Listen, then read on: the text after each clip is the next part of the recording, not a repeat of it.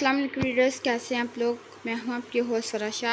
आज हम आपके लिए लेके हैं यार सितंबर की एपिसोड नंबर 7। आपके नौ सुनिया नवो डिस्ट्रिक्ट यूट्यूब चैनल पर बराए मेहरबानी इस चैनल को सब्सक्राइब करें, लाइक करें, शेयर करें, बेल आइकन को दबाना मत भूलिएगा। चलिए स्टार्ट करते हैं।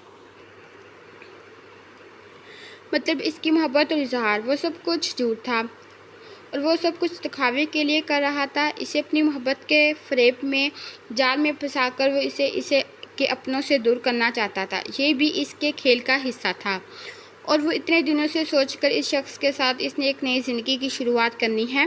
वो ना चाहते हुए भी इसे कुछ हद तक पसंद करने लगी थी। वो इसे कबूल करने लगी थी, आने वाली ज़िंदगी को इसके साथ सोचने लगी थी। मोहब्बत ना से लेकिन एक अटैचमेंट हो गई थी इसके साथ। लेकिन यह सब कुछ धोखा था, सब फ़रेब था। वो धोखा दे रहे थे इसे। वो कितनी आसानी से इनके जाल में फंसती चली गई। धोखा दिया है, आप सब ने धोखा दिया है मुझे। आप सब ने मेरे माँ बाप को। वो कभी राय तो कभी पीछे खड़े इसके माँ बाप को देख रही थी। कितने फरेबी थे ये सब लोग। कोई धोखा नहीं दिया, हमने, तुम्हारे माँ बाप ने धोखा दिया है। उन्होंने दिया है जो तुम्हारे निकाह को छुपाए हुए तुम्हारी शादी किसी गैर मर्द से कर रहे थे। अरे कितने बेगैरत लोग हैं। उन्होंने हमें बताया ही नहीं कि तुम।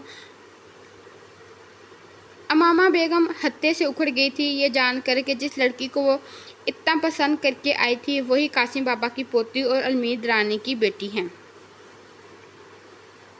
खबरदार जो मेरे माँ बाप के खिलाफ एक लफ्ज़ भी कहा। आप लोगों से कहीं ज़्यादा अच्छे और सच्चे लोग हैं। कम इस कम वो धोखे से किसी को गवाह करके ज़बरदस्ती निकाह नहीं करते और ना ही इस तरह धोखे से गवाह करके अपनी हवेलियों में उठा कर लाते हैं। वो इतनी बदतमीज़ी से बोली थी कि राय को 1 मिनट लगा के सारी सिचुएशन समझने में। इसने एक झटके से इसका बाजू पकड़कर इसे अपनी जानिब खींचा था और वो इसी झटके से इसे घसीटता हुआ हवेली के अंदर की तरफ ले जाने लगा। वो चिल्ला रही थी, चीख रही थी, लेकिन इसकी सुन कौन रहा था। यहाँ की दरोदवार तो राय रानी की एक ही ऊंची आवाज़ सुनने की आदी थी। शट अप, एक बात कान खोल के सुन लो। आज से अभी से तुम्हारी सिर्फ एक पहचान है, तुम राय रानी की मलकूहा हो।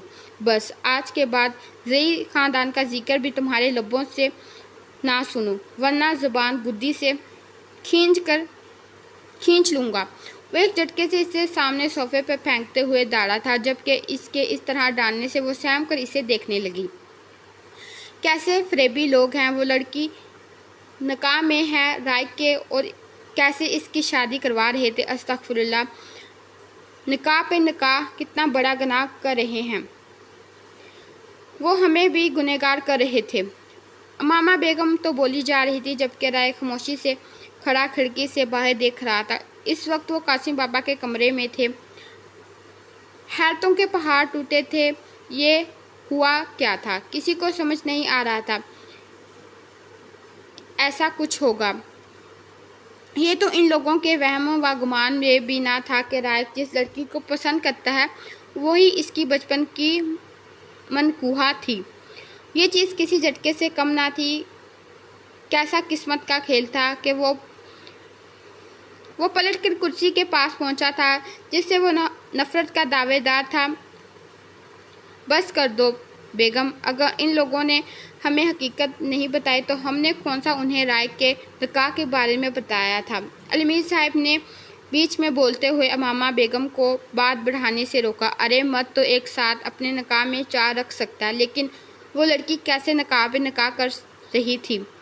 ये बहुत बड़ा गुनाह है। एक औरत अपने निकाह में 2 मर्दों को नहीं रख सकती। अब की दफ़ा उन्होंने काफ़ी लॉजिकल बात की थी। कहने को तो वो उनकी बात तो ठीक थी, लेकिन ये सब ठीक नहीं था इन सब बातों का। लेकिन वक्त ठीक नहीं था इन सब बातों का। अम्मी, इसने कौन सा निकाह पे निकाह कर लिया है। बस करें, बात को बढ़ाने की ज़रूरत नहीं है। वो जैसे तंग आ चुका था इस टॉपिक से, इसीलिए उकताते हुए अंदाज में बोला था। हाँ, तुम ठीक कह रहे हो राय, बात को बढ़ाने की ज़रूरत नहीं है। मेरी पोती ही है वो लड़की जिसको तुम पसंद करते हो, जिससे तुम शादी करना चाहते थे। देखो ना, अल्लाह ने तुम्हारे नसीब में इस लड़की का साथ लिख दिया और फिर किसी के साथ नाइंसाफ़ी नहीं होगी। اللہ نے تمہارے دل میں اسی لڑکی کی محبت ڈال دی ہے جو تمہارے نکاح میں ہے، تو یہ اس خدا کی کرم نوازی ہے۔ قاسم بابا تو بہت بے حد خوش لگ رہے تھے اور یہ جان کر کہ ان کا پوتا اسی لڑکی سے محبت کرتا ہے۔ نہیں قاسم بابا، میں سب کچھ بلا سکتا ہوں لیکن یہ بلا نہیں سکتا کہ وہ زئی خاندان کا خون ہے۔ آپ جانتے ہیں میں ان سے کتنی نفرت کرتا ہوں، چاہے کچھ بھی کیوں نہ ہو جائے، وہ دشمنوں کی بیٹی ہے۔ رائق ان کی بات کاٹتے ہوئے بولا تو انہوں نے افسوس سے اسے دیکھا۔ وہ دشمنوں کی بیٹی نہیں، تمہارے سکے چچا کی بیٹی ہے۔ کسی دشمن کا خون نہیں، تمہارے اپنے خاندان کا خون ہے۔ اب کی دفعہ قاسم بابا غصے سے آپے سے باہر ہوئے تھے۔ وہ ایک ہی بات بار بار دہرا رہا تھا، لیکن قاسم بابا، اس کی پرورش تو ان لوگوں نے کی ہے نا، کتنے سالوں سے وہ ان کے ساتھ رہی ہے، برلاس خاندان کی بانجی ہے وہ مت بھولیں کہ برلاس خاندان کی وجہ سے یہاں کتنی زندگیاں تباہ ہوئی تھی۔ وہ انہیں سمجھاتے ہوئے بولا تھا، لیکن ان سب زندگیوں کا میری پوتی سے کوئی تعلق نہیں ہے۔ رائق، میری بے قصور پوتی کو ان سب چیزوں میں شامل کر کے گنہگار کرنے کی کوشش ہرگز مت کرنا۔ میری پوتی اب یہیں رہے گی، میرے پاس رہے گی اور میرے ساتھ رہے گی۔ وہ جیسے فیصلہ کر چکے تھے، جبکہ اس فیصلے پر مہر تو وہ بھی لگا چکا تھا۔ ایلوینا کو اب کبھی واپس نہیں جانے دینے والا تھا، وہ چاہے حالات کچھ بھی کیوں نہ ہو جائیں، اب ایلوینا یہی رہنا تھا۔ کچھ نہیں کھانا، مجھے لے جاؤ یہ سب کچھ یہاں سے، مجھے میرے گھر واپس جانا ہے، مجھے میرے بابا جانی کے پاس جانا ہے۔ سب کچھ نہیں لگتے تم سب لوگ میرے، سب فریبی مکار، تم سب جھوٹی محبتوں کا دکھاوا کرتے ہو، لعنت ہے تم لوگوں پر۔ جب کچھ اور نہ بن سکا تو اس طرح اغوا کر کے لے آئے ہو۔ قاسم درانی جہنم میں جاؤ، تمہاری وجہ سے میری ماں مر گئی، تمہاری وجہ سے میرے ماموں نے خودکشی کر لی، تمہاری وجہ سے میرے نانا فوت ہو گئے۔ تم ایک مکار انسان ہو، اپنے جھوٹے اصولوں اور دوگلے چہرے کے ساتھ صرف فراڈ کرتے ہو۔ نفرت ہے مجھے تم سب سے۔ وہ غصے سے کھانے کی ٹرے فاخرہ کے ہاتھ سے چھین کر دور پھینکتے ہوئے چلائی تھی۔ اس کے چلانے کی آواز دوسرے کمرے قاسم بابا اور ان سب کے کانوں میں پڑ رہی تھی۔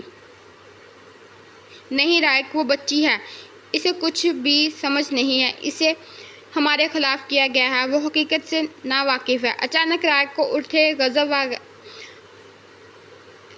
و غضب سے باہر جاتا دیکھ کر قاسم بابا نے اس کا راستہ روکا تھا۔ بے شک کچھ نہیں جانتی، لیکن میں اپنے بڑوں کی عزت اس کے ہاتھوں برباد نہیں ہونے دوں گا۔ قاسم بابا، اس گھر میں اسے میرے مطابق میرے اصولوں پر رہنا ہے۔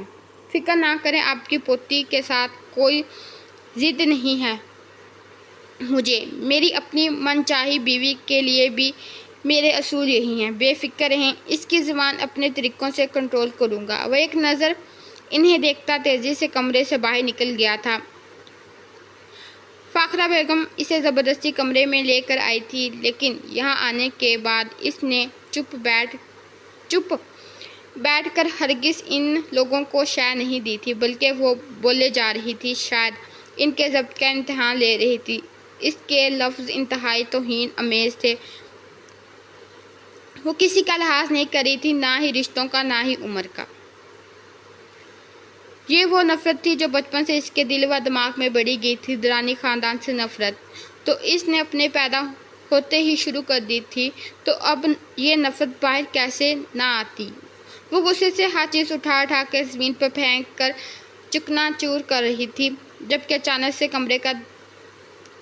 اچانک وہ اس کے کمرے میں داخل ہوا۔ اسے کمرے میں دیکھ کر وہ ایک لمحے کے لیے رکی تھی، ایک عجیب سی سنسناہٹ اس کے پورے جسم میں ہوئی تھی۔ رائق درانی کی آنکھوں کی وحشت نے ایک لمحے کے لیے ساخت کر دیا تھا، لیکن صرف ایک لمحے کے لیے۔ اس کی نگاہیں ہٹاتے ہی وہ غصے سے بیڈ پر پڑا تکیہ اٹھا کر اس کے پیروں میں پھینک گئی تھی۔ پھپھو جان، آپ آ جائیے یہاں سے۔ اس نے ایک نظر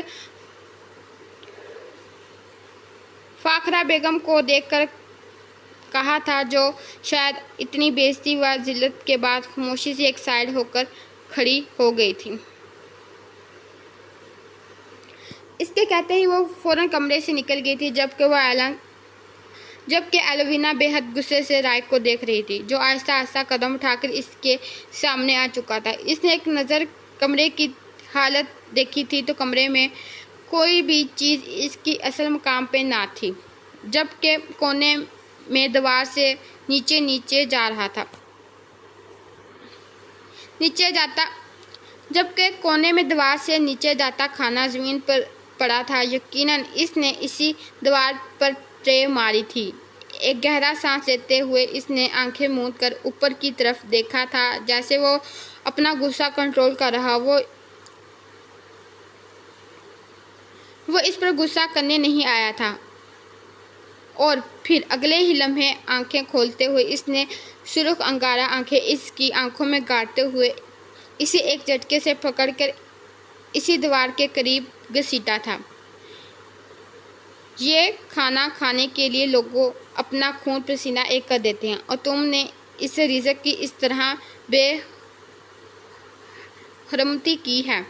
क्या तुम्हारे मामू और तुम्हारे माँ बाप ने सिखाया नहीं कि तुम्हें रिज़्क का एहतराम किस तरह किया जाता है? वो वहशतनाक अंदाज में इसे खाने की अहमियत समझा रहा था, जबकि वो इसकी इस बात पर एक लम्हे के लिए शर्मिंदा हुई थी, और फिर अगले ही लम्हे इसने अपना हाथ गुस्से से इसके हाथ से झटका था। मेरे माँ बाप ने मुझे क्या सिखाया है और क्या नहीं, मुझे तुम्हें बताने की ज़रूरत नहीं है। राइक दरानी, तुम खुद क्या हो? तुम्हारी औकात क्या है? अरे तुम्हारे माँ बाप ने तुम्हें क्या सिखाया है? इस तरह किसी को गवाह करके अपने घर में ले आना, लोगों को अपनी झूठी मोहब्बत के फ्रेम में फंसाना, मोहब्बत में धोखा देना, झूठे वादे करना, मोहब्बत के दावे करना, झूठे करार करना, वो सब झूठ था ना राइक दरानी? सिर्फ अपना मक्कार चेहरा छुपाने के लिए, अपने घटिया हकीकत छुपाने के लिए तुमने मुझे अपनी मोहब्बत के फ्रेम में फंसाया ना चाहा। अगर और किसी की भी तरह तुम कामयाब ना हो सके तो इस तरह करके मुझे अपने करीब आने पर मजबूर कर दोगे। वो राख दरानी, वो राख, वाह तुम तो बड़ी पहुंची हुई चीज़ निकले। नफरत है मुझे तुमसे, इंतहाई नफरत। तुम एक घटिया इंसान हो, एक घटिया ख़ानदान के घटिया। बस वो न जाने अभी क्या क्या बोलने वाली थी जब अचानक राइक ने इसे दीवार के साथ पटकते हुए चलाकर इसका मुंह बंद किया था। तुम भी इसी ख़ानदान का खून हो मिसिस एलोविना राइक दरानी, तुम भी इन्हीं लोगों की औलाद हो। अपने नाम के साथ जई लगा लेने से तुम इनकी पहचान बना नहीं सकती, लेकिन इसके ख़ानदान का हिस्सा नहीं बन सकती। हकीकत यह है तुम्हारे माँ बाप ने हमसे तुम्हारी पैदाइश छुपाई थी। हकीकत यह है तुम्हारी माँ ने हमसे तुम्हारी पैदाइश छुपाई थी। 6 साल बाद मेरे दादा को पता चला था कि उनकी एक पोती भी है। इसने एक छोटी सी कोशिश की थी कि इसे हकीकत बताने की। जब इसकी बात सुनकर वो तल्खी से मुस्कुराई थी। और फिर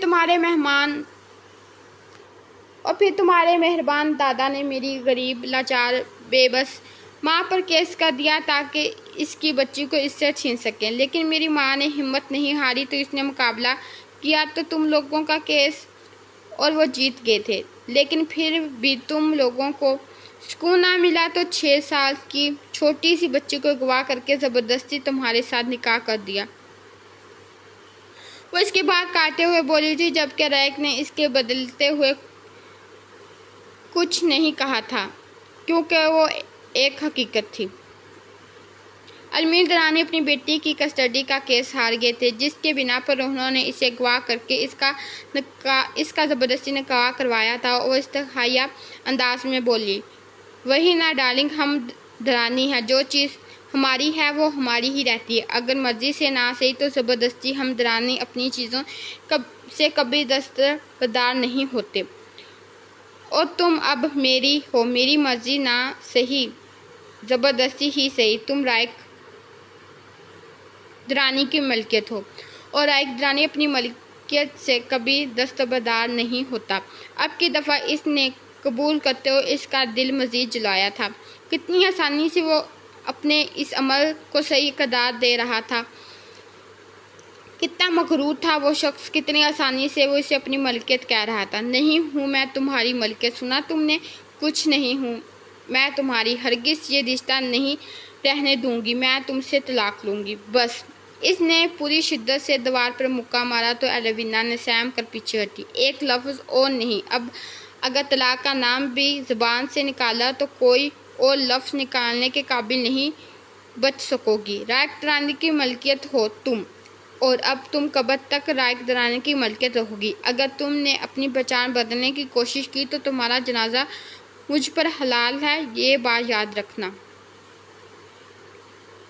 وہ ایک جھٹکے سے اس کا چہرہ دبوچتا اس کے منہ پر داڑا تھا، جبکہ وہ نفرت سے اپنے چہرہ ہی پھیر گئی تھی، اور اس کا اس طرح سے چہرہ پھیرنا رائق درانی کو آگ ہی لگا گیا تھا۔ اس نے ایک جھٹکے سے پھر سے اس کے چہرے کو دبوچتے ہوئے اپنے سامنے کیا، اور اس کی آنکھوں میں بے تحاشا نفرت کے شرارے جل رہے تھے۔ اس کے چہرے پر دنیا جہاں کی قطاحت تھی، اتنی نفرت، وہ بھی رائق درانی سے اپنی محبت، اپنے لیے محبت تو اس نے ویسے بھی ان آنکھوں میں نہیں دیکھی تھی، لیکن وہ اتنی نفرت کیسے دیکھ سکتی تھی اس سے؟ رائق درانی کی ہو کر وہ رائق درانی سے نفرت کیسے کر سکتی تھی؟ اسے کوئی حق نہیں تھا کہ رائق درانی سے نفرت کرنے کا، اور نہ ہی وہ اسے خود سے نفرت کرنے دینے والا تھا۔ اب تو وہ ہرگز نہیں، کل تک اسے مطلب نہیں تھا کہ قاسم بابا کی پوتی کون ہے، لیکن آج اسے بس یہ پتہ تھا کہ وہ اس کی ہے۔ وہ اس کی محبت، اس کی چاہت، اس کا جنون، اس کی دیوانگی تھی۔ ہاں، یہ جان کر کہ وہ زئی خاندان سے ہے، اس کا دل تھوڑی دیر ڈھول پڑ گئی تھی، کیونکہ اس خاندان کے کسی انسان سے وہ محبت نہیں کر سکتا تھا، لیکن اسے قبول کرنا تھا۔ وہ قبول کرنے میں اسے تھوڑا سا وقت درکار تھا۔ وہ اپنی محبت مار نہیں سکتا تھا۔ اس نے زندگی میں پہلی دفعہ کسی کو چاہا تھا۔ اسے بس یہ پتہ تھا کہ وہ اپنے دادا کو کوئی تکلیف نہیں دینا چاہتا۔ اگر اس کے دادا نے اسے مجبور کرتے تو شاید وہ اپنے دادا کی پوتی سے رشتہ نبھانے پر مجبور بھی ہو جاتا، لیکن وہ ایلیوینا سے پھر بھی کسی قیمت پر دستبردار نہیں ہونے والا تھا، کیونکہ وہ اس کی پہلی اور آخری محبت تھی۔ اور یہ قسمت کا کھیل تھا کہ دادا کی پوتی بھی ہی اس کی محبت نکلی تھی، اور اسے یہ قبول کرنے میں کوئی قباحت نہ تھی کہ وہ اپنے دادا کی پوتی سے محبت کرتا ہے، اور اس کی آنکھوں میں اپنے لیے نفرت دیکھنا اس کے لیے بے حد اذیت ناک تھا۔ لیکن وہ اس کی آنکھوں میں اپنے لیے نفرت دیکھ رہا تھا اور سہ رہا تھا، جب اچانک دروازے پر دستک ہوئی۔ فاخرہ اندر داخل ہوئی تو اس نے ایک جھٹکے سے اسے دھکا دیتے ہوئے خود سے دور کیا اور چہرہ پھیر لیا تھا۔ بیٹا، میں ایلیوینا کے لیے کھانا لے کر آئی ہوں۔ وہ یہ تقریباً شام سے یہاں ہے، اور اب رات کے 2 بجنے والے ہیں۔ اس نے کچھ بھی نہیں کھایا، فاخرہ بیگم اسے دیکھتے ہوئے بولی تھی تو رائق نے ایک نظر بے حرمتی سے پڑے کھانے کو دیکھا۔ لے جائیں یہ کھانا پھپھو جان۔ جن لوگوں کو کھانے کی قدر نہیں ہے، اس طرح سے بار بار کھانے کی بے حرمتی کرنے کی اجازت نہیں دینی چاہیے۔ ایلیوینا کو کھانا اب تب ہی ملے گا جب یہ رزق زمین سے اٹھا کر یہ برتن کچن میں رکھے گی اور اس جگہ کو صاف کرے گی۔ کہیں کی مہرانی نہیں ہے یہ جو سب اس کی خدمتیں کرنے میں لگ جائیں۔ یہ بھی اسی گھر کا فرد ہے، اور اسے کسی طرح کا کوئی اسپیشل ٹریٹمنٹ نہیں ملے گا۔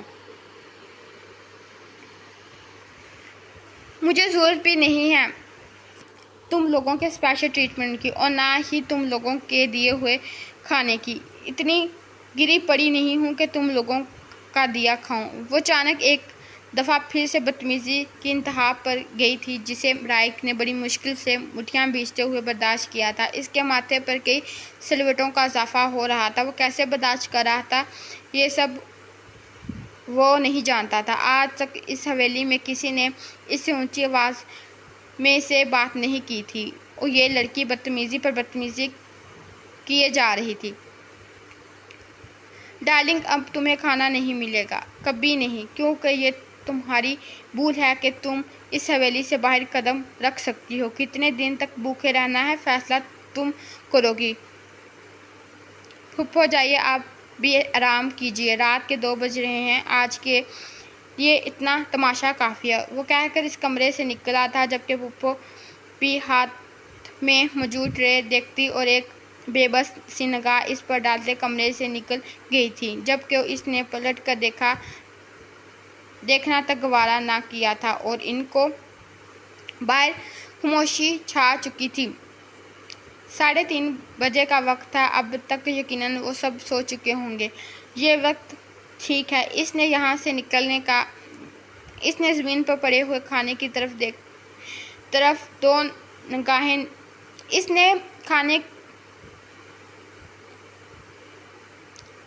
نے زمین پر پڑے ہوئے کھانے کی طرف دوسری نگاہ نہیں ڈالی تھی۔ ہاں، اس نے رزق کی بے حرمتی کی تھی، جو کہ اسے ایک انتہائی گھٹیا حرکت تھی۔ وہ مانتی تھی، یہاں وہ غلط تھی، لیکن اگر رائق نے اسے اتنا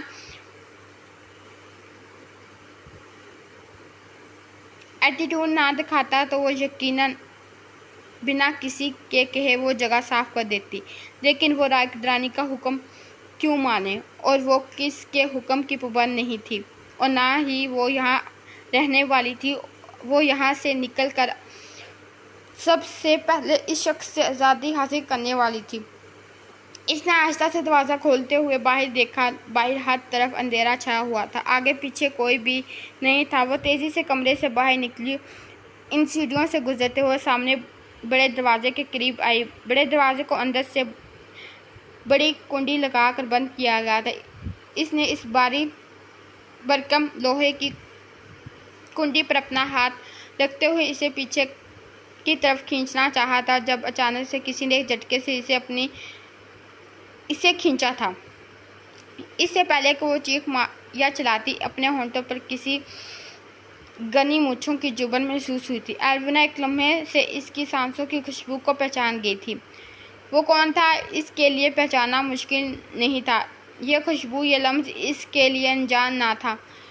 وہ پہلے بھی تو اس کے ساتھ ایسا کر چکا تھا، لیکن اب کی دفعہ اس کے ہونٹوں پر گرفت انتہائی سختی انداز میں بلا کی دیوانگی تھی۔ وہ پورے جنون سے اپنی تشنگی مٹانے میں مصروف تھا، جبکہ وہ مسلسل اس کی گرفت سے آزاد ہونے کے لیے اس کے چوڑے کندھے پر اپنا نازک مکوں کی برسات کر رہی تھی۔ اس کا اثر رائق درانی پر ہرگز نہیں ہو رہا تھا۔ بھاگنے کی کوشش کر رہی تھی یہاں سے، ڈارلنگ، یہاں سے بھاگنا آسان نہیں ہے۔ اس حویلی کے باہر اس وقت لان میں تقریباً 8 بم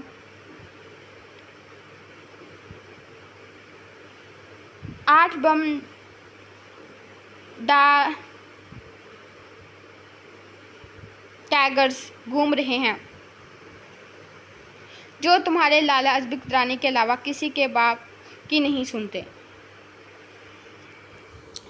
یہ ڈریگنز انسان کو صرف کاٹتے ہی نہیں بلکہ چیر کر رکھ دیتے ہیں۔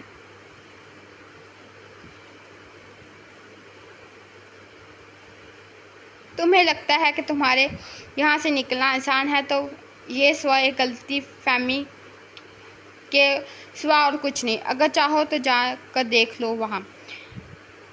اس دن آفس کے اس روم میں تمہارے لبوں کو چوما تھا تو ایک عجیب سا نشہ مجھے پوری طرح سے اپنی لپیٹ میں لے گیا تھا۔ اس نشے کو دوبارہ مٹانے، اس نشے کی دوبارہ ڈوز لینے کی خواہش، میں تم سے نکاح کرنے کا خواہشمند تھا، لیکن اس وقت مجھے اپنا نشہ پورا کرنے کی طلب حد سے زیادہ سوار تھی۔ تو یاد آیا کہ تم تو لمبے چکروں میں پڑنے کی ضرورت ہی نہیں ہے، آخرکار حق ملکیت بھی تو کوئی چیز ہوتی ہے نا۔ سو جب مجھے یہ نشہ چڑھے گا تو تب تمہارے پاس ہی آؤں گا. فکر مت کرو، زیادہ عرصے نہیں چلے گا. یہ سب کچھ بہت جلدی تمہاری رخصتی کروا کر تمہیں ہمیشہ کے لیے اپنے کمرے میں لے آؤں گا، اور پھر صرف ایک ڈوز نہیں بلکہ سر سے پیر تک نشہ کروں گا. تمہارا رات دن کروں گا. اس طرح بھاگنے کی کوشش چھوڑو اور میری دلہن بن کے میرے کمرے میں آنے کی تیاریاں شروع کر دو، کیونکہ رائق درانی اب تمہارے کہنے پر بھی نہیں، اب رائق درانی اب تمہیں تمہارا بھی نہیں رہنے دے گا. سو اپنی غلط فہمیاں دور کرو اور ہسبینڈ کو خوش رکھنے کی طریقے سیکھو. وہ بے باکی سے اس کے سرخ لبوں پر اپنا انگوٹھے کو رگڑ کر آہستہ سے اس کے گال تھپتھپا کر اوپر کی طرف سیڑھیاں چڑھ رہا تھا، جبکہ وہ نفرت سے اسے جاتا دیکھ رہی تھی. جب باہر سے اچانک آنے والے کتوں کی آواز وہ اچھل کر دروازے سے دور ہٹی. آواز اتنی خطرناک تھی کہ وہ دیکھنے کی خواہش اس کے دل میں ہرگز نہیں جاگی تھی. رات کے تقریباً 12:30 بجے کے بعد اس کی واپسی ہوئی تھی تو وہ سب ہی اس کے انتظار میں بیٹھے تھے. کسی نے بھی کھانا نہیں کھایا تھا کیونکہ اس نے زارق کو فون کر کے کہا تھا کہ وہ ڈنر ساتھ کریں گے. ہاں، اسے لگا تھا اس کی واپسی جلدی ہو جائے گی، لیکن اتنا زیادہ لیٹ ہو جائے گا اسے ہرگز اندازہ نہ تھا. خیر، کراچی تو وہ پہلے ہی پہنچ آیا تھا. بیچ میں ایک اور کام نکل آئے تھے اور اپنے کام کو ختم کرتے کرتے اسے تھوڑا زیادہ وقت ہو گیا تھا، اور اب اسے شرمندگی ہو رہی تھی کیونکہ اس نے رائق سے کہا تھا کہ وہ اسے ڈنر پر اس کا انتظار کرے. اس وقت تو وہ چاروں ہی بھوکے بیٹھے ہوئے تھے اور اس کی بیوی تو معصوم تھی جو کچھ کہتی ہی نہیں تھی، لیکن وہ تینوں اس کے انتظار میں بیٹھے اب اسے کافی سخت نگاہوں سے گھور رہے تھے. انداز ایسا تھا کہ انہیں بھوکا رہنے کی سزا کے طور پر وہ تینوں اب اسی کا باربیکیو کر کے کھائیں گے. چلو ریڈر، یہ ایپیسوڈ ختم کرتے ہیں. انشاءاللہ نیکسٹ ایپیسوڈ میں ملیں گے. اوکے، اللہ حافظ.